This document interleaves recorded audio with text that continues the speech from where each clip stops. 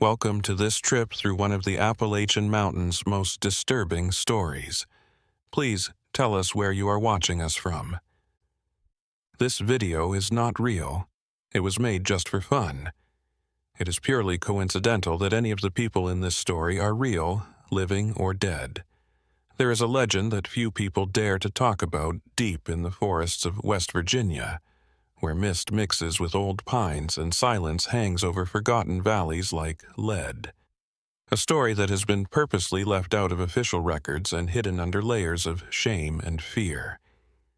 The Appalachian region has always had a special atmosphere, like an ancestral weight that whispers secrets through the twisted trees and icy streams that run through the area.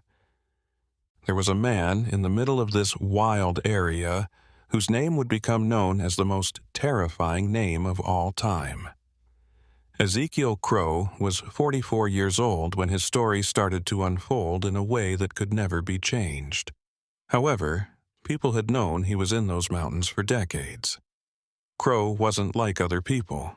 He was tall and thin, like a dry oak branch, and his eyes seemed to see right through the souls of anyone who crossed his path. He lived alone in a wooden cabin he had built himself. It was so deep in the woods that even the best hunters rarely found it.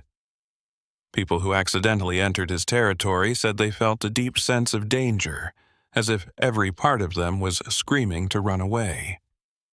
The closest community was Hollow Creek, a small village miles away where people made their living by logging and mining.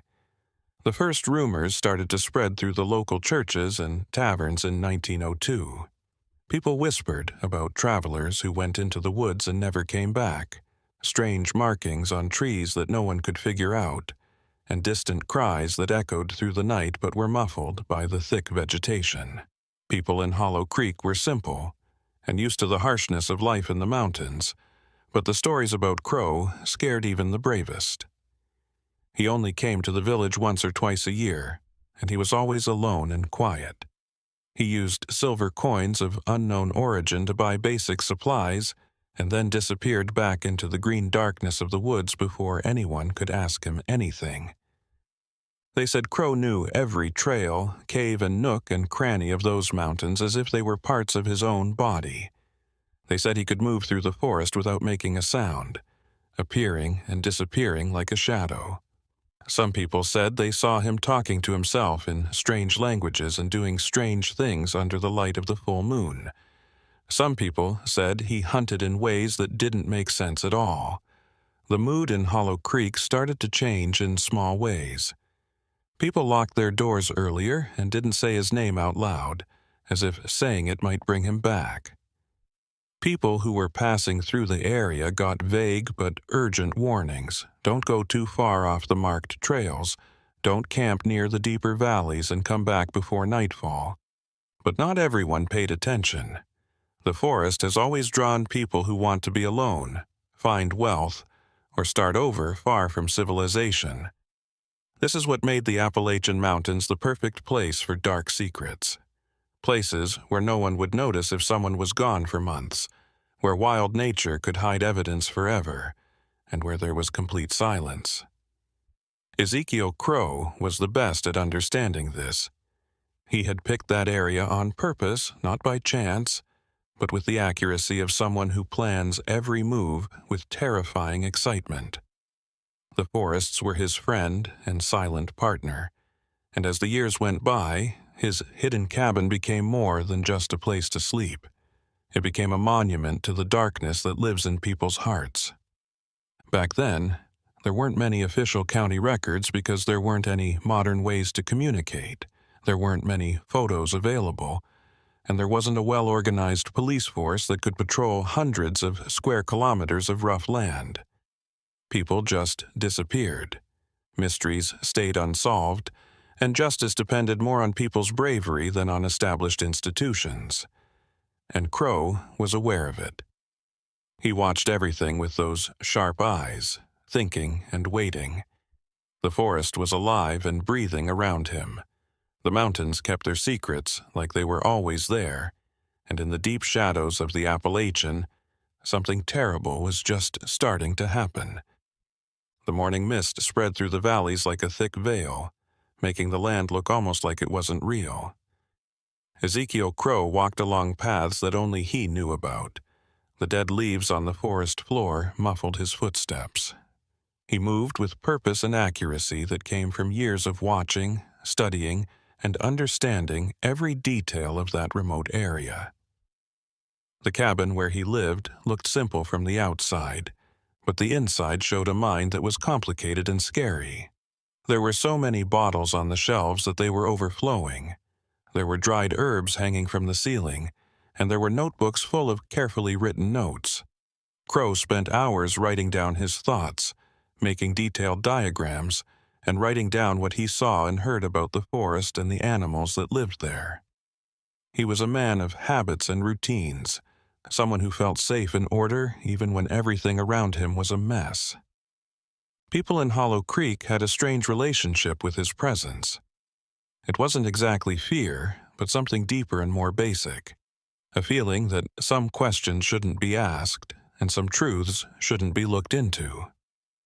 The conversation quickly changed when someone said they had seen Crowe nearby. It was like they all had an unspoken agreement to stay ignorant and protect each other. In 1904, a traveling salesman named Thomas Hicks opened a small general store in the village. Hicks was naturally curious and always wanted to know more about the history of the area. He kept asking about the lone man in the mountains and the rumors that were going around in the first few weeks. The locals were vague, changed the subject, and made excuses to end the conversation. Old Marcus Webb, a retired miner who had lived in the area for 50 years, pulled Hicks into a dark corner of the tavern one night. He said in a hoarse whisper that some doors were better left closed. Some stories were too heavy to tell. The forest had its own secrets, and trying to figure them out could cost more than the curiosity was worth. At first, Hicks thought Webb's look was just a sign of superstition from simple country people, but something in Webb's gaze made him change his mind. There was a real weight to it, a knowledge that came from things the merchant had done that he couldn't fully understand. Still, he couldn't stop being curious. He started to make his own quiet observations, looking for patterns, and paying attention to details that other people would rather not see. On a gray fall afternoon, Crowe came to Hendrick's store. He walked in quietly and appeared among the shelves as if he had come from nowhere. When those cold eyes looked at him, the shopkeeper felt a chill run down his spine. There was no direct threat or verbal threat, just a long look that said more than words could say. Crowe bought a lot of rock salt, hemp rope, and oil lanterns. He paid without saying a word and then left as quickly as he had come. Hicks had trouble sleeping that night. He kept going over that moment in his mind, that feeling of being completely open about something he knew too much about. He started to understand why people stayed away from certain topics for the first time since he got to Hollow Creek. The seasons changed a lot in the Appalachian Mountains. The winters were harsh, turning the forest into a frozen and harsh place. A lot of people who traveled there didn't realize how bad the weather would be and went on the trails without enough preparation. Some were able to come back and tell stories of how cold it was and how long the nights were. Others just didn't come back, and people said it was because of the area's natural dangers. Winter was a good time for Crowe. He became even more active while others backed off. People sometimes found his footprints in the fresh snow in strange places, far from any logical trail, winding through places where there was no good reason for him to be there. Some hunters said they saw smoke coming from deep in the woods and small campfires burning in hidden clearings, but no one was brave enough to look into it. There was a cave nearby that people only called the Black Hole. It had a narrow opening in the rock that went down to unknown depths, and even the most daring people stayed away from it. They said that the air that came out of there smelled strange and that on some nights, strange sounds echoed from its depths. They also said that Crowe was often seen near that cave, carrying heavy bags in and out. After a few shots of cheap whiskey, Marcus Webb once told the story of how he had partially gone into that cave decades ago, when he was still young and stupid. He said that the walls were covered in strange markings and symbols that looked old, but he was sure they didn't come from any of the native tribes in the area. He said he could feel something watching him from the dark, and every instinct in his body told him to run away right away. He never went back there, and he strongly told anyone who was interested not to go.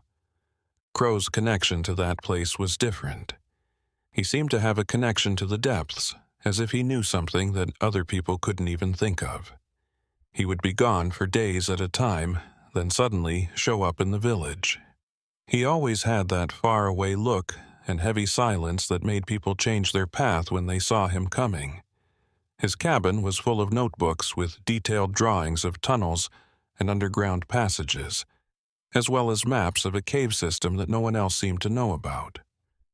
There were notes on the temperature, humidity, and air currents, as well as detailed notes on how the rock absorbed sounds and how complete darkness changed how people saw things. It was as if he were studying not only the physical geography of the place, but also its psychology, how it could hide, protect, and keep secrets forever. And even though the seasons kept going through their normal cycles and Hollow Creek kept doing what it needed to do to stay alive in the harsh mountains, Ezekiel Crowe's dark journey continued. It was only just beginning to show how disturbing it really was. The Appalachian forest came back to life in the spring of 1906. The trees were once again covered in bright green leaves.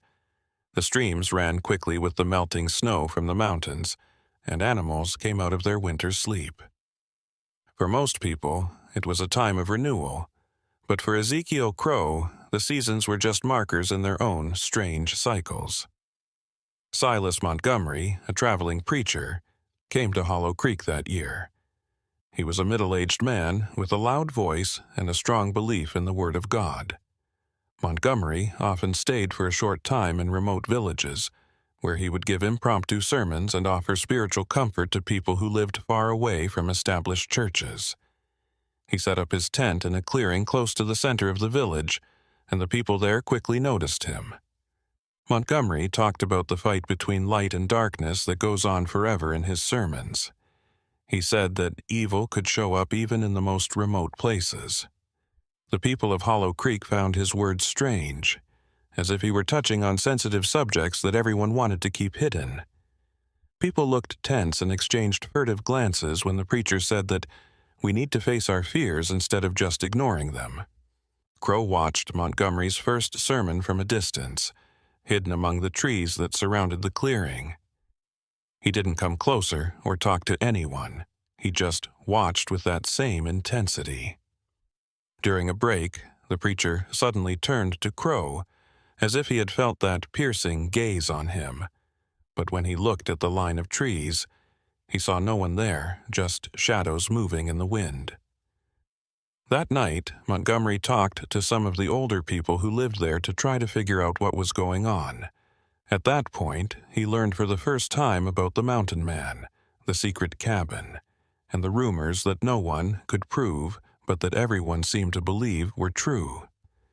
The preacher felt a strong urge, almost a compulsion, to bring his message to that lonely man and offer salvation to a soul that was clearly on the outskirts of society. Marcus Webb tried to talk him out of it. He said that some souls didn't want to be saved, that some paths were chosen on purpose, and that getting involved could have unexpected effects. But Montgomery was stubborn and had a faith that had no limits or fears. He said he would look for Crowe, talk to him, and offer him something other than the loneliness and isolation that had become his life. Getting ready for the trip was easy. Montgomery only brought his Bible, some food, and a simple map that Thomas Hicks had drawn based on the vague information he had been able to gather. The path that led deep into the woods was narrow and hard to see. In some places, it completely disappeared, so the traveler had to rely more on their instincts than on visible signs. Montgomery noticed that the mood changed as he went deeper into the woods. The sounds of people and things faded away, leaving only the wind rustling through the trees and the occasional call of a bird in the distance. The dense canopy let in some sunlight, which made shadows that messed with perception. For example, branches looked like people and stones looked like shapes crouching down to watch him pass. After hours of walking, Montgomery finally saw something man-made in the plants as the sun began to set on the horizon. It was Crowe's cabin, made of logs that had darkened over time. It was in a small natural dip that made it hard to see unless you were almost standing on top of it. The smoke coming from a simple chimney showed that someone lived there. The preacher walked up carefully and shouted to let everyone know he was there. There was a long silence, and the only sound was the distant crackling of the fire inside. Ezekiel Crowe then slowly opened the door. His thin body was silhouetted against the dark inside. At first, he didn't say anything. He just looked at the visitor with eyes that seemed to take in every detail and every intention. Montgomery started his speech by telling people who he was and why he was there. He talked about redemption, community, and how no one should live completely alone. Crowe didn't say anything or change his face. He just listened like a statue. There was another long silence after the preacher finally stopped. Then Crowe spoke, and his voice was surprisingly soft, almost like it was putting you to sleep. He thanked them for their concern, but he had made a conscious choice to live in the forest, which he saw as his true home and the only place where he could be at peace. He also said that the men of civilization did not understand some basic truths about existence. He chose his words carefully, and they were full of meanings that Montgomery couldn't fully understand. The preacher tried to argue, quote scripture, and give different points of view, but Crowe's presence made the argument seem pointless, as if the words lost their power when spoken there. As the sun went down, the conversation went on, and Montgomery began to feel more and more uneasy about having to spend the night there, or risk getting lost in the dark forest. Crowe offered shelter, but it was cold and formal. He made a simple meal of boiled roots and dried meat and served it with clear water from a nearby stream. He talked about the forest and its secrets during dinner. He said that the mountains held stories that were older than any colonizer. He talked about caves that went on for miles below the ground, places where time seemed to move differently, and the complete silence that existed in the depths where no light had ever reached. Montgomery listened, both fascinated and disturbed at the same time. Crowe's descriptions had an almost poetic quality, but there was also something very wrong with them. It was as if he were describing a world that was like the real one, but had completely different rules. The preacher tried to get the conversation back on track by talking about spiritual things, but Crowe skillfully changed the subject and kept bringing it back to the forest, the caves, and the secrets that were hidden in the dark. When they finally went to bed, Montgomery lay down on a rough blanket in the corner of the cabin, but it was hard for him to sleep. He stayed awake, listening to the sounds of the forest at night that came through the wooden walls. He also heard Crowe moving quietly in the dark, as if he were doing something that didn't need light. It was very troubling, and for the first time, the preacher started to doubt the wisdom of his mission. The fog that rolled in at dawn made the forest look like a ghostly place. Montgomery woke up feeling like he hadn't really slept, as if he had been half awake all night. Crowe was already up and sitting at the old-fashioned table, carefully writing in one of his notebooks. He looked up for a moment when the preacher moved, giving a barely noticeable nod before going back to writing. There was no talking during breakfast. Crowe made a bitter tea from local herbs and gave it to people with bread he had baked in his own simple oven. Montgomery tried to start the spiritual conversation from the day before, but he knew it was too late.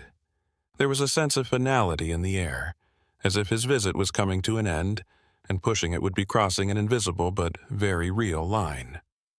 Before he left, Crowe offered to show the preacher a different way back to Hollow Creek that he promised would be faster and safer. Montgomery agreed, thankful for any help getting through that green maze.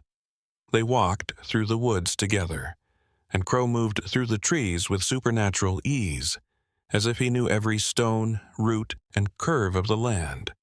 They walked by the entrance to the cave called the Black Hole while they were out. Montgomery felt a sudden drop in temperature, which was strange for the time of year. The air coming from that rocky opening smelled strange, like wet dirt and something else that couldn't be put into words. Crowe stopped for a moment and looked into the dark entrance with a look on his face that the preacher couldn't quite figure out. Crowe broke the silence by saying, "Some places hold more than just stories. They hold truths that most people aren't ready to understand." Montgomery felt a shiver run down his spine as his words hung in the thick air. He suddenly felt like he had to get away from there as soon as possible, but he made himself stay calm. They kept walking, and after a while the trail started to look more familiar. Crowe stopped at a fork in the road and pointed out the way back to the village. "From here, you can find your own way," he said, still in that soft, creepy voice. Montgomery thanked him and tried one last time to give him spiritual support, but Crowe just nodded and disappeared into the trees so quickly that it seemed impossible. The preacher had mixed feelings when he got back to Hollow Creek. He told the people who lived there about his time in the cabin, how Crowe was cold and unfriendly, and the strange talks about the forest and its depths. But he left out some details and feelings that he couldn't find the right words for. There was something about that visit that really upset him, something that made him feel like his usual certainties were weak and not enough. Thomas Hendricks noticed that Montgomery was different after he came back. He was quieter and less likely to give the loud, showy sermons that were typical of his first time in town. The preacher stayed in Hollow Creek for a few more days, but he was not as energetic. He said during nightly talks at the tavern that maybe some mysteries were better left alone, and that not all darkness needed to be brought to light. Hollow Creek's routine went on at its slow, predictable pace for weeks after Montgomery left. Summer brought hot, humid weather and storms that turned the creeks into raging torrents. During this time, Crowe was seen in town a few times, always on his quiet, quick trips to get supplies. But something about his presence had changed in a small way. He looked more sure of himself and at ease, as if he had passed an unseen test. Marcus Webb, who had always been a keen observer, saw that Crowe was now buying different kinds of things like more flashlights, a lot of fuel oil, digging tools, and stronger ropes. When Hyrix asked the old miner about these changes in a low voice, he just shook his head and said something about not wanting to know. People were talking about the cave in hushed tones again. Some hunters said they heard strange sounds coming from its depths during storms. These echoes didn't sound natural and had a metallic quality. Some people said they had seen faint lights flashing in the dark entrance, as if someone was using flashlights to work inside. Daniel Pierce, a young man from Hollow Creek, decided to explore the cave by himself because he was curious and maybe wanted to show how brave he was. On a clear July morning, he left with makeshift torches and a rope around his waist. Some friends tried to talk him out of it, but Daniel was set on figuring out the truth behind the stories and showing that the fears in the area were based on nothing but superstition. He came back before dark, looking shaken and staggering. He sat down in the bar and ordered whiskey with shaking hands. When he finally got the chance to talk, he said that he had only gone down a few meters into the cave before finding signs of recent human activity. Tools left behind, burnt candle stubs, and something that made him recoil right away. Symbols carved into the rock walls with disturbing accuracy. But what really scared him was the feeling of being watched from below, a presence he couldn't see but knew for sure was there. He also heard a sound coming from deep within the earth that sounded like metal scraping against stone. Daniel didn't wait to look into it more. He quickly climbed back to the surface and promised himself that he would never go back there. Daniel's story spread quickly through the village, making the mystery around Crowe and what he was doing even deeper.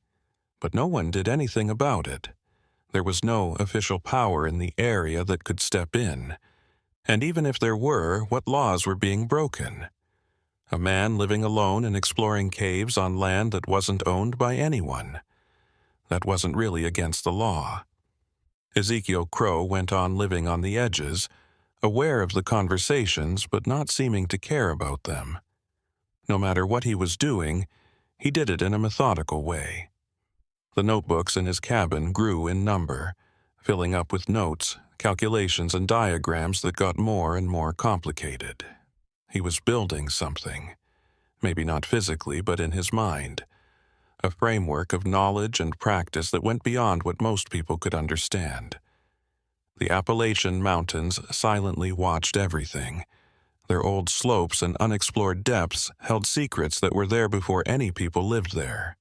And in the shadows of those mountains, Crowe moved with more and more purpose. Each step was planned, and each action was part of a bigger pattern that only he could see. In the fall of 1907, the mountains were painted with shades of amber and crimson, making the landscape look like an explosion of colors. This was very different from the dark mood that hung over Hollow Creek. Leaves fell in quiet streams, covering paths and hiding familiar landmarks, as if the forest itself wanted to make it even harder to get through. At that time, a cartographer named William Ashwood came to the village to make a more accurate map of the area for people who lived far away. He was a methodical person who used measuring tools and kept organized notebooks where he wrote down every detail about the land. Ashwood was a symbol of the modern world, trying to map out and make sense of areas that had been wild and undefined for hundreds of years. When he first showed up, the locals were somewhat interested.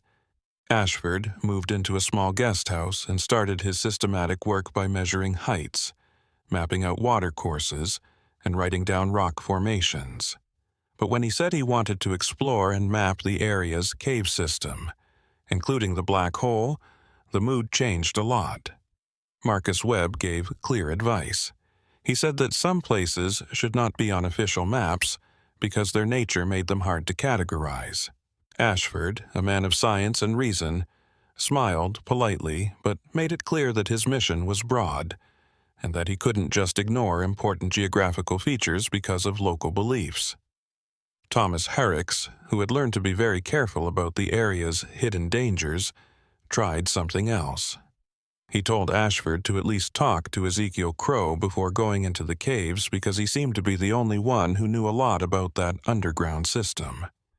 The cartographer agreed, seeing this as a chance to get useful information that would help him do his job better.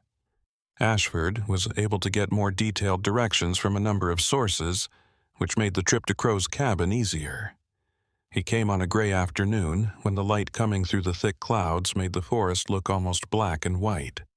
Crowe was outside gathering firewood for the winter when he saw the visitor coming. His eyes widened with that characteristic intensity. Ashwood introduced himself properly and made his point clear, like someone who is used to dealing with facts. Crowe listened without saying anything, but his eyes narrowed a little when the cartographer talked about the caves. There was a pause before he answered, and when he did, his voice sounded different, like it was a mix of warning and curiosity. "Maps only show what's on the surface," Crowe said slowly. "Things that are below follow their own rules and shapes." Ashwood thought the phrase was just another example of the area's superstitious mindset, but he politely thanked him and asked if Crowe would be willing to share what he knew about the cave system. Crowe agreed, which surprised him. He let the mapmaker into the cabin and took a few of his personal notebooks off a shelf. There were complicated diagrams on the pages, showing tunnels branching out in complicated patterns, notes on depths and connections, and more. Ashwood was really impressed by how detailed the notes were. But he also said that a lot of them were hard to understand because they used symbols he didn't know. Did you go down to all those depths by yourself? As Ashford flipped through the notebooks, he became more and more interested. Crowe just nodded yes and traced certain paths on the maps with his long fingers. He said that he had spent years exploring that underground maze, and that he knew of passages that went for miles under the mountains and natural chambers the size of cathedrals that were completely dark. The cartographer asked if they could copy some of the information, but Crowe politely said no. He said those records were private, made while he was working alone, and not meant to be shared or published. But he said he would only show Ashford the most shallow and safe parts of the cave system if the cartographer really wanted to know what was under the mountains. Ashford agreed right away because he saw it as a one-of-a-kind chance. 3 days later, they agreed to meet at the entrance to the black hole. This gave the cartographer enough time to get the right tools and get ready. Ashford felt excited about writing about something truly amazing when he left Crowe's cabin that afternoon. He eagerly told everyone in Hollow Creek what he planned to do. People's reactions were mixed, going from real worry to giving up and accepting their fate. Marcus Webb just shook his head and said that educated men were sometimes the most blind to certain dangers. Daniel Pierce, who was still mentally scarred from his short trip into the cave, tried to explain how he felt, but Ashford said it was just normal nervousness in dark places. The 3 days went by quickly. Ashford took great care in getting his gear ready, including extra flashlights, safety ropes, waterproof notebooks, and measuring tools that could be used underground. On the morning he was supposed to go, he left early for the cave and got there just before the agreed time. Crowe was already there, coming out of the line of trees with a movement that seemed to break the laws of physics. He only had a flashlight and a rope around his shoulder, which was very different from Ashford's many tools. They turned on their lights and went into the dark without saying much. The first part of the descent was steep but easy to get through. The cave walls weren't straight, and there were mineral formations on them that glowed faintly in the light of the flashlights. Ashford was always writing things down, measuring angles and distances, and was very interested in the area's unusual geology. Crowe led with complete confidence, moving through the dark as if he didn't need light to see. As they went down, the air got more humid, and the temperature dropped noticeably. The strange acoustics of the underground environment made it hard to tell what the distant sounds were. Ashford saw the marks Daniel had talked about, symbols carved into the rock walls with great care. He asked what they meant, but Crowe only gave vague answers about personal navigation systems. They got to a bigger room where stalactites hung from the ceiling like the fingers of frozen giants. Their lanterns didn't shine all the way to the edges of the room, so there were dark spots at the edges. Ashford was amazed, and already thinking about how to show it on his maps, when he saw something strange. There were clear signs of long-term human activity in that room, such as remains of carefully arranged campfires, places where the stone floor had been leveled on purpose, and what looked like niches carved into the walls for storage.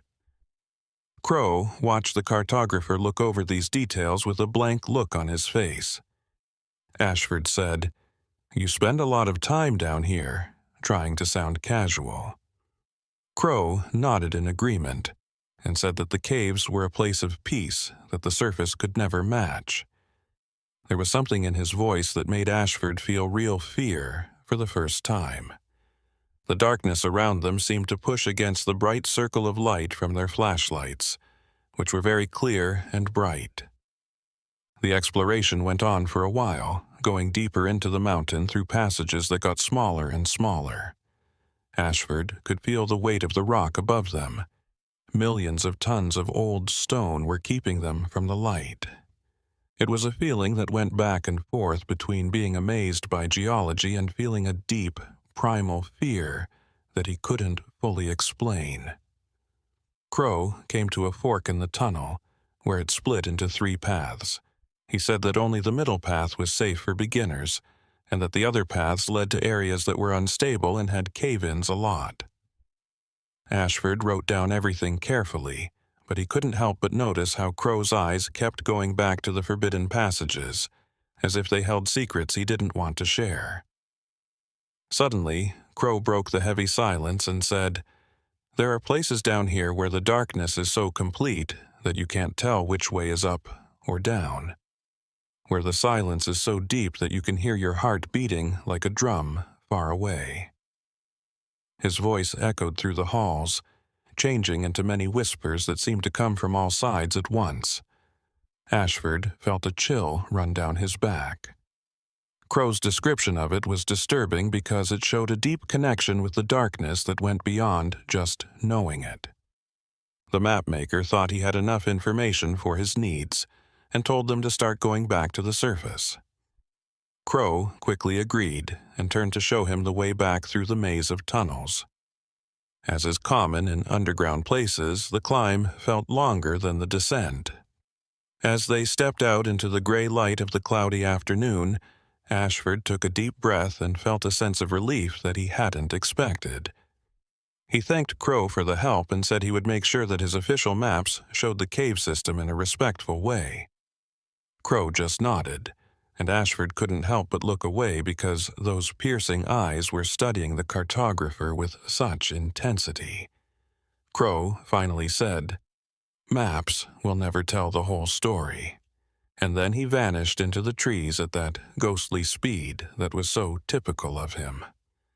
Ashford stood alone at the entrance to the cave, watching the darkness that came out of the rocky opening like a huge mouth. In Hollow Creek, the cartographer worked very hard on his records, trying to capture not only the physical landscape, but also the unique mood of the place. He found that his notes, which had been so clear during the exploration, now seemed lacking. Some things about the underground space were too subtle for science to measure, and others were too difficult to document objectively. After the expedition, Thomas Hicks noticed that Ashford seemed different. He was less sure of his scientific certainties and more willing to admit that there were parts of the region that didn't fit into neat categories. The cartographer stayed in Hollow Creek for 2 more weeks to finish mapping the surface, but he never asked to go back to the caves. In the meantime, Ezekiel Crowe went back to his strange routines. People often saw him bringing things into the woods, like heavy bags that he carried with surprising ease even though he was thin. When he walked by, the locals had an instinctive way of not seeing him. They all looked away, as if they had all agreed to do so. In 1908, winter came in with a bang, bringing blizzards that kept Hollow Creek cut off from the outside world for weeks at a time. The snow built up in thick layers, turning the area into a quiet white expanse. It was a time of forced hibernation, when people stayed inside and waited for spring to come. But even in the middle of winter, there were signs of life deep in the woods. Hunters who went out looking for food saw footprints in the fresh snow that led them to the cave. The footprints were always fresh, made at night when no one else would go outside in the deadly cold. On a very cold night, Marcus Webb sat by the tavern's fireplace and quietly wondered what could make someone go against that weather. The other people there just shook their heads, not wanting to think about answers to questions that should have been left unasked. People accepted that Crowe's reasoning didn't match their own. Daniel Pierce decided to check his traps in a place not too far from the village during a short break in the storms. As he walked along a trail he knew well, he saw something strange. A line of wooden posts driven into the ground at regular intervals that led into the woods. The posts were new, and the wood was still light where the bark had been taken off. Daniel followed the line of posts out of interest and maybe even recklessness. They led through the woods on a path that had been carefully planned, avoiding natural barriers but staying on course. After walking along the line for about half a kilometer, Daniel figured out that it was going toward the cave area. At that point, he lost his nerve and turned back, but he couldn't get the picture of those strange posts out of his mind. There was a lot of talk about what he found when he told people about it at the tavern that night. Some people thought Crowe was marking hunting paths, while others thought it might be a way to find your way around in bad weather. No one knew for sure, though, and no one wanted to look into it anymore. Slowly, spring 1909 came, melting the snow into streams that rushed down the hills. The forest slowly came to life again after months of silence, with sounds of life returning. Crowe came to the village on one of the first truly warm mornings and bought a lot of food, much more than he could eat by himself. Thomas Hendricks, who was always paying attention, saw that a forest hermit had bought some strange things: paint and brushes, stacks of strong paper, and sealed glass containers. When he asked Crowe about the art supplies in a casual way, Crowe only gave him a mysterious half-smile and said something about making a more permanent record of his observations. In the weeks that followed, people started to talk about seeing strange lights at night near the cave. These weren't the weak, flickering lights of regular flashlights. They were stronger and steadier, like there were bonfires burning deep down. Some people said they heard metal sounds echoing through the night forest, with irregular rhythms that made it sound like someone was doing some kind of systematic work. The mood in Hollow Creek was getting more and more tense. There was a growing sense that Crowe was working on some secret project in the shadows of his solitude, something that was being built or prepared. But there was no reason to step in because there was no clear proof of any illegal activity, no victims who could be identified, or specific crimes. Marcus Webb thought about how civilization had fuzzy edges and gray areas where normal rules didn't apply during his increasingly philosophical nightly talks. The Appalachian Mountains were one of those places where men like Crowe could live on the edges and follow their own strange rules. And so, time kept moving forward, with the seasons changing and the years piling up like layers of sediment. Ezekiel Crowe was always there in the back of people's minds in Hollow Creek, a living reminder that not all mysteries have answers, and not all stories have clear endings.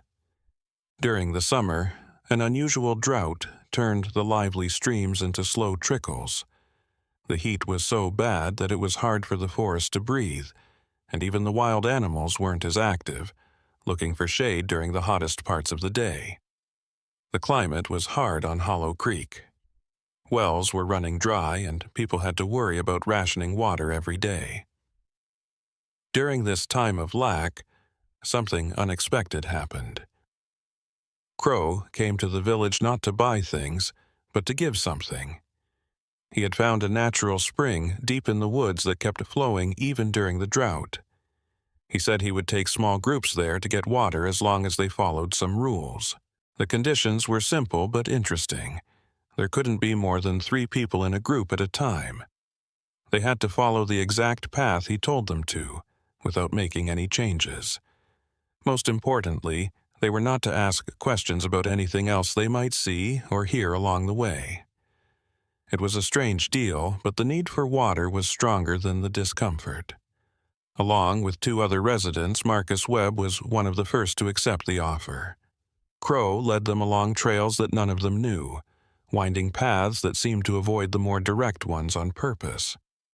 While they were hiking, they got pretty close to the cave area, and Webb couldn't help but notice signs of a lot of activity. Places where plants had been cut down on purpose, and more of those strange posts marking certain paths. The spring was just like Crowe said it would be, a clear stream coming out of a rock formation, making a small natural pool before going back into the ground. During that dry time, the water was a real treasure because it was so cold and clean. The group filled their containers with thanks, even though they were curious and wanted to ask questions. In the weeks that followed, other groups made the same trip, always with Crowe as their guide and under the same conditions. It was a strange interaction that made them depend on each other in an uncomfortable way. People were afraid of and stayed away from the man, but he had become temporarily necessary for the village to stay alive.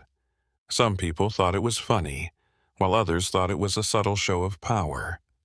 Thomas Hendricks said that Crowe looked like he was studying people on these trips, checking how they reacted and pushing the limits of their curiosity and obedience. It was like the whole thing was a social experiment that only he knew the reason for. The merchant didn't tell anyone about these things, but he wrote them down in his diary. A series of violent storms that turned the sky into a show of deafening lightning and thunder finally ended the drought. Heavy rain fell, soaking the dry ground, filling the streams again, and making it unnecessary to go to Crowe's spring for water. Guided trips stopped all of a sudden, and Crowe went back to being alone. But the relationship between the hermit and the villagers had changed in some way. There was now an unspoken debt, a favor that had been done in hard times. This small change in the relationship made things morally unclear, which made a lot of people uneasy. How could someone who had helped when needed be completely demonized, even if their presence was still very disturbing? That same year, in the fall, something happened that added new layers to the Crowe mystery. A group of geologists came through Hollow Creek because they were interested in the area's unusual mineral formations. They were professors from a faraway university who had special tools and the confidence that comes from being used to working in controlled settings. They insisted on exploring the cave system even though locals warned them not to. Marcus Webb tried to talk them out of it, but they thought his worries were just local superstitions. They left on a clear morning with high-tech gear and maps that Ashwood had made during his last visit. They came back sooner than they had planned, much sooner than they had planned. They were clearly shaken even though they tried to act professional. When they were pushed, they said they had found Crowe deep in the cave, working on something they couldn't quite make out. He hadn't been unfriendly, but the fact that he was so comfortable in the dark made everyone else feel very uneasy. One of the geologists said they saw chambers that didn't match the maps, passages that looked like they had been made bigger on purpose, and signs of careful work that stretched over large areas of the underground system. When they tried to take pictures of it with their old cameras, Crowe just came out of the shadows and calmly told them it would be better to go back to the surface. There was no direct threat, but it was clear what they meant. The caves were Crowe's territory in ways that went beyond legal ownership. The next day, the geologists left Hollow Creek with more questions than answers, and their studies were not finished. Their official report would only talk about interesting geological formations, and not at all about the scary encounter in the depths. Daniel Pierce, who is now older and maybe wiser, thought about how Crowe had taken all that underground land without ever officially claiming it. It was an unspoken but complete occupation that everyone accepted because it seemed too dangerous or impractical to fight against. The seasons kept going through their usual cycle. The winter of 1910 was not as bad as the one before it, which made it easier for people to move between the village and the areas around it. During this time, small things started to show up on the edges of Hollow Creek.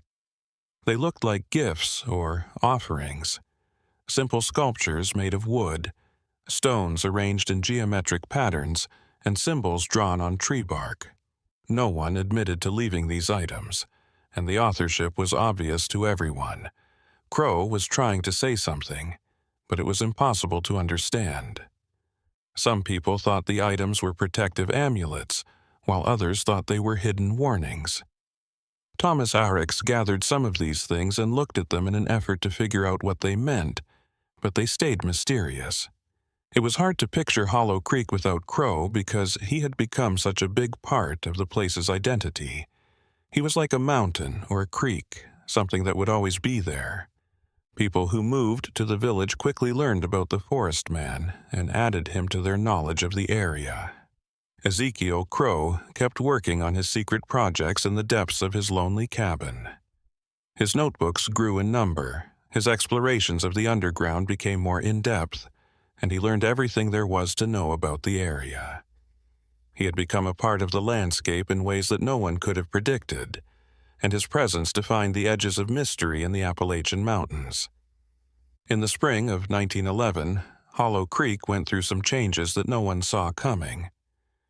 A lumber company was interested in setting up shop in the area because of the huge areas of untouched forest that still covered the mountains. Company representatives came with contracts and proposals, offering jobs that could change the local economy. The idea of development split the village. Some people thought that the arrival of industry was a necessary step forward, a chance to make life better for people who had been living in the same conditions for generations. Some people were worried that big changes would ruin the place's unique character by replacing old ways of doing things with new, more efficient ones. But everyone agreed on one thing: Crowe's presence would make it harder to move deeper into the forest. He had unofficially but undeniably taken control of large parts of the territory, and going up against him directly seemed like a bad idea. The logging company representatives were given some information about the hermit, but it was kept vague on purpose. Richard Blackwell, a practical man who worked as a supervisor for the company, thought it would be best to talk to Crowe directly.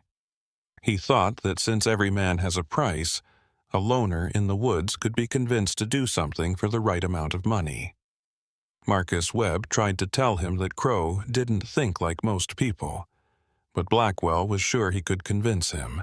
Thomas Hicks set up the meeting and agreed to help with the first contact. Crowe agreed to meet Blackwell in a clearing that was far away from both his cabin and the village. It was a middle ground, which made it a good place for people from different worlds to talk. Blackwell showed up at the agreed-upon place with prepared papers, generous financial offers, and written promises. Crowe's presence alone was enough to make Blackwell nervous. His penetrating eyes looked at the businessman with an intensity that made Blackwell nervously adjust his collar.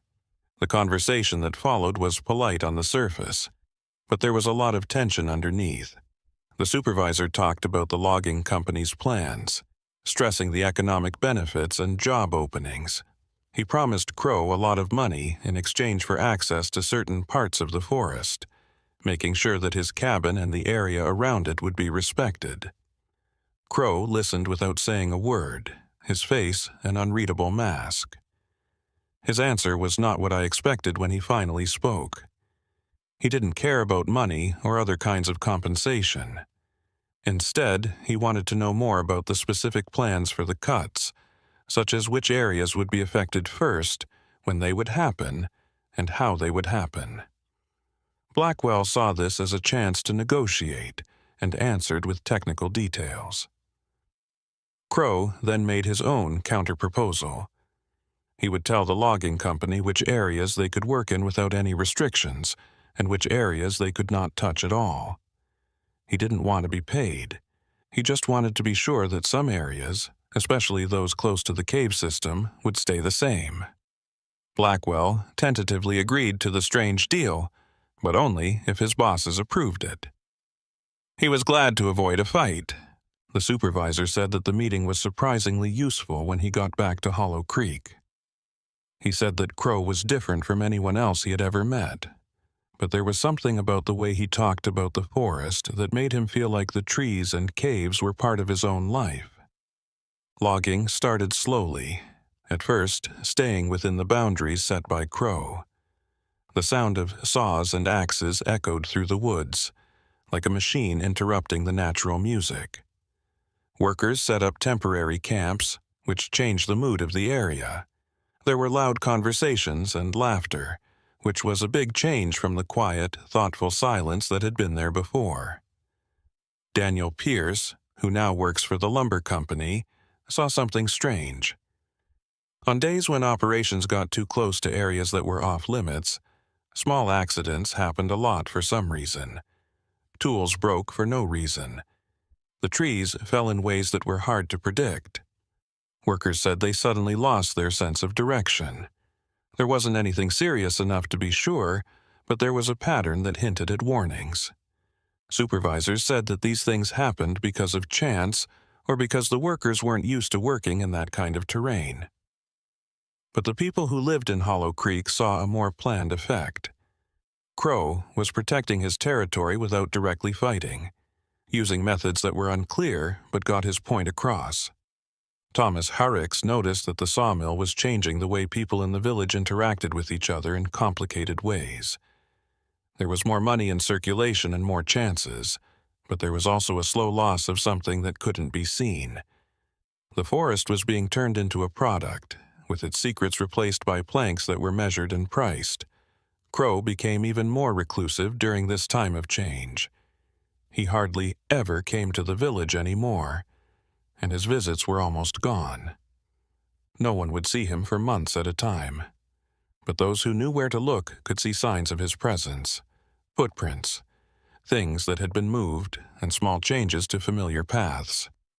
Marcus Webb, who is now in his last years, thought about how he had seen Crowe come, and how he was now seeing the start of an era that could eventually wipe out the last signs of the wild forest he had known. He was very sad about this, like he was grieving for something that hadn't yet been lost. One fall night, Webb was sitting alone in the tavern after it had closed when someone came to see him. Crowe came out of the shadows as he always did, without making a sound. It was one of the few times he started a conversation without wanting to buy or sell something right away.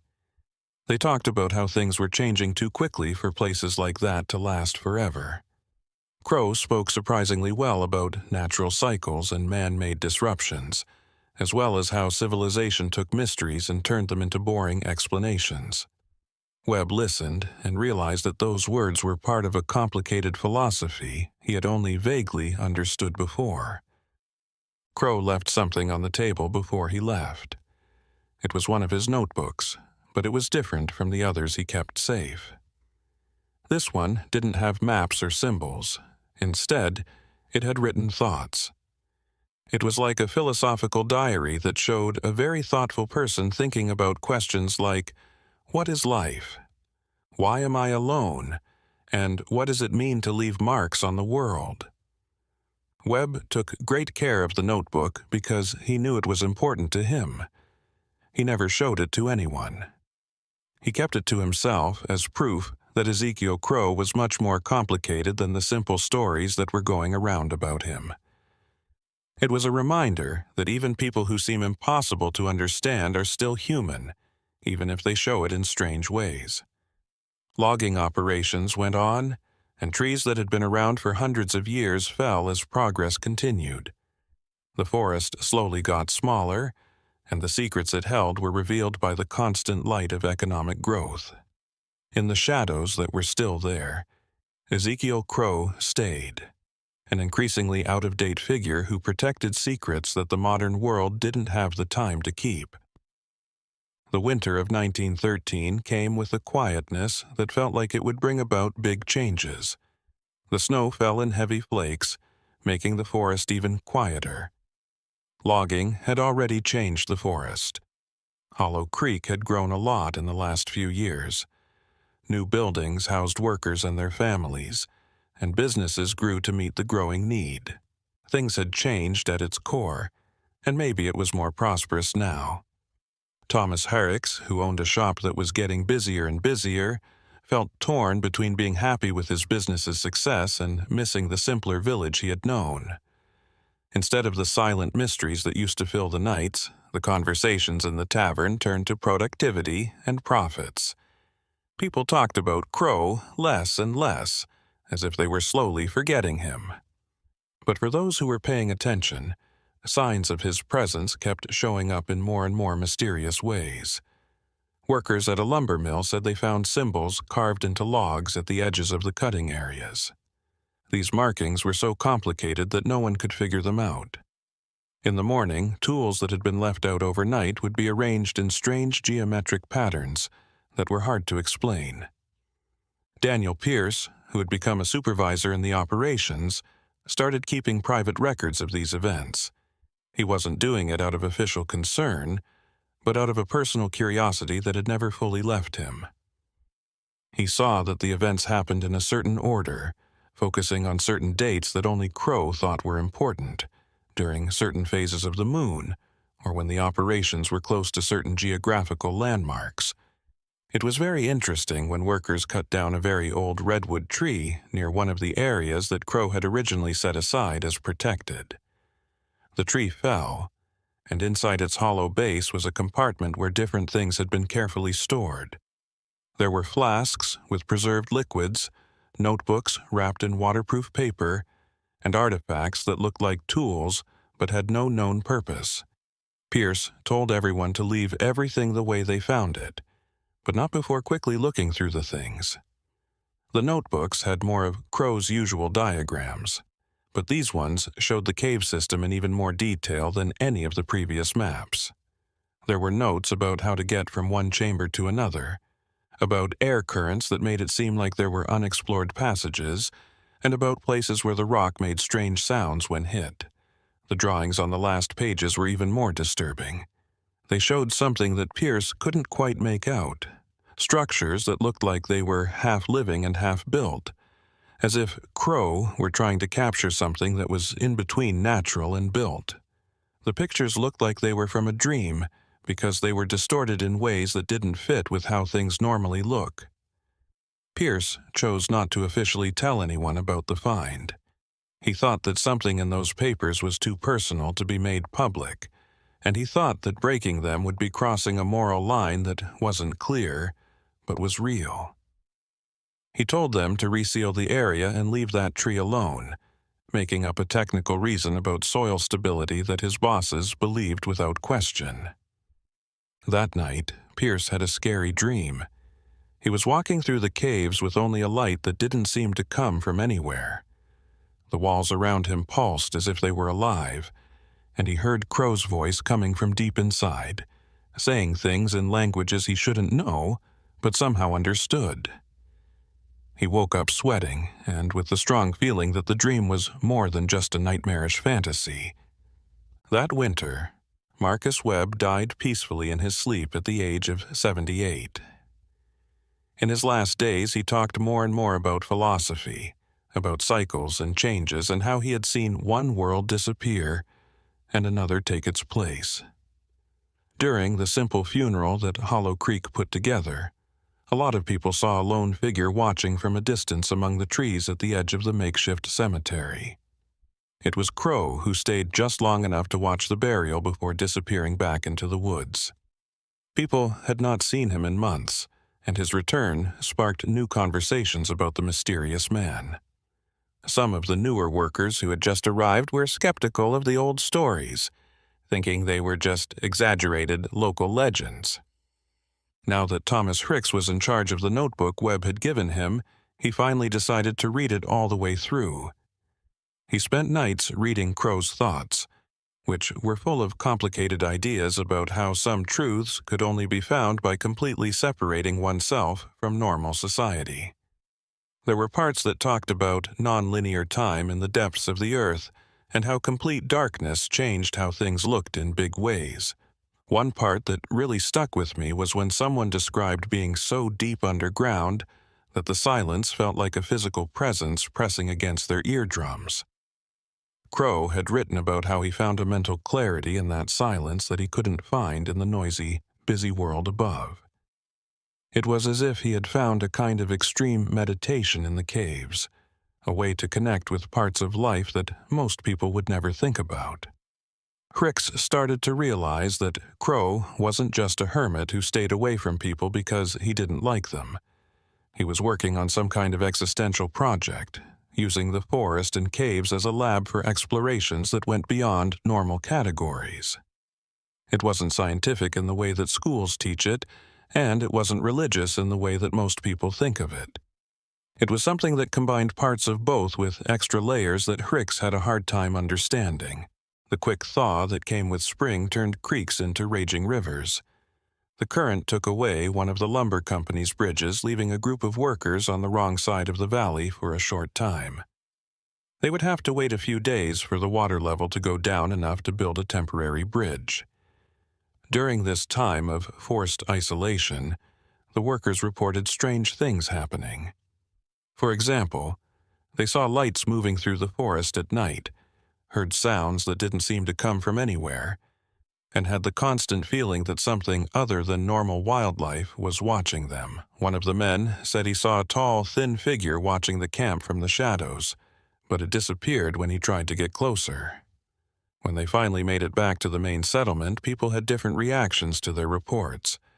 The veterans of Hollow Creek saw the patterns and knew that Crowe had made it clear to people who accidentally walked on land he thought was his that they were trespassing. The new people laughed nervously, saying it was just because they were in a strange place. Daniel Pierce, on the other hand, said that after that event, logging companies started to avoid certain areas without even knowing why they were doing it. It was like everyone knew what to do without having to say anything. They respected invisible boundaries without needing to mark them out. Crowe was using quiet but effective ways to shape the growth of the area. In the summer of 1914, a young writer named James Whitmore came to Hollow Creek to gather stories from the American frontier for a series of articles he wanted to write. He had heard vague rumors about how different the town was, and he was especially interested in the mysterious stories about a famous hermit who lived in the woods. Thomas Hrix was careful but saw an opportunity to save memories that were quickly being lost to progress. He agreed to share some stories, but he carefully edited his story, leaving out the more disturbing parts and focusing on the good parts of the relationship between Crowe and the community. Whitmore spent weeks talking to people who lived there, putting together pieces of a story that no one could fully tell. Everyone had a different point of view, like pieces of a puzzle that wouldn't fit together to make a clear picture. The writer was interested in how Crowe was both a real person and a mythological figure. His documented actions mixed with speculation and projection until it was impossible to tell what was true and what was made up. Whitmore wanted to meet Crowe in person, but everyone he talked to told him not to. Even people who were willing to share stories said that some lines should not be crossed. The writer thought this was provincial protectionism, but in the end, they accepted that some stories would not be finished. Whitmore had an experience that would change how he saw things before he left. He got lost for a short time while walking alone through the woods on a foggy afternoon. The paths that had seemed clear just a few minutes before became jumbled, with each direction seeming equally likely and wrong at the same time. The fog got thicker, making the trees look like ghostly shapes. Then he saw a figure in the distance quietly watching him, even through the fog. Whitmore knew right away who it was. Crowe stood still for a long time, just watching. His piercing eyes looked through the haze at the writer. He then pointed in a certain direction without saying anything, and then vanished completely into the thick fog. Whitmore went in the right direction and was back on the familiar trails to Hollow Creek in less than 10 minutes. He never wrote about the meeting again in his later articles, but he held on to the memory as something very personal, a moment that didn't fit with the usual story. The Appalachian Mountains had to change over the next few years. As progress moved forward, the forest kept getting smaller. Old paths were replaced by wider roads, and the quiet of the past was replaced by the sounds of machines and many voices. Hollow Creek grew so much that people who had known it before couldn't recognize it anymore. But some things stayed the same. Most of the cave system was still unexplored, and its depths held secrets that no official expedition had been able to fully map. People still stayed away from the areas around the entrance for reasons that the new generations didn't fully understand. They just followed a tradition whose origins had been lost in the mists of time. Thomas Hrix, who was now an old man, sometimes walked to the edge of the last forest. He would stand there, looking at the shadows between the trees and remembering whispered conversations in taverns, people watching from a distance, and mysteries that used to define the character of that place. The notebook he kept was a relic from a time that seemed like it belonged to a whole other world. Daniel Pierce, who was taking on more and more duties in the larger business, found himself thinking about Crowe more often than he would have expected. It had been decades since the things that happened in his youth, but some memories were still very clear. The feeling of being watched in the woods, the strange symbols on the cave walls, and the presence that couldn't be explained in simple terms. No one had seen Crowe in a long time. Some thought he had just left to find a new place to live where he could be alone. Some people thought he was still deep in the caves, having completely cut himself off from the outside world. Some people even said in whispers that he never really existed the way the story said he did, and that he had become more of a legend than a real person. But every now and then, very rarely, signs appeared. A strange object found on a far-off trail, new markings in places that should have been empty, and stories from workers who swore they had seen something moving in the dark on moonless nights. These pieces weren't enough to draw any firm conclusions, but they were enough to keep the mystery alive. The cave, called the Black Hole, stayed the same. It was a dark opening in the mountainside that looked like it absorbed light instead of reflecting it. People only went into its depths when they had to, and even then they were very hesitant. The place seemed to have developed a personality over the years, turning into a memorial for all that was still unknown and unexplained. One spring evening, Thomas Hricks died peacefully, leaving clear instructions about Crowe's notebook. It was to be kept safe and never shared or published widely. It was a private testament to the complicated things that the modern world wasn't ready to fully understand. Daniel Pierce took over as its new guardian and took the job very seriously. The Appalachian Mountains stayed the same, even though people changed the way they looked. The old stories were replaced by new ones. Some mysteries faded from memory, while others became more well-known. But there was something about that area that stayed the same even after the surface changes. Ezekiel Crowe has turned into a kind of cultural ghost, a story that gets more and more twisted as it is told over and over again. Some people have turned him into a tragic hero, while others have turned him into a typical villain. The truth, if it ever existed as one thing, has always been hard to find. In the darkest parts of the caves, where there was no light and the silence felt real, and where time seemed to move in strange ways, maybe something of Crowe remained, not his body, but the sound of his explorations, the mark left by someone who spent decades trying to understand that underground area in ways that no one else had tried. Ezekiel Crowe's story didn't have a clear ending because it wasn't really about endings. It was about the shadows that hang around the edges of understanding, the places where certainty turns into uncertainty, and how some mysteries can't be solved because their true nature goes beyond simple explanations. And maybe it's best that it stays that way. Not every story needs a clear ending, and not every mystery needs an answer. Some stories are better off in the dark, where reality and imagination mix in ways that neither could do alone. The mountains keep their secrets. The caves go deeper than any map can show, and somewhere in that huge area of stone and darkness, the spirit of what Ezekiel Crowe stood for still echoes.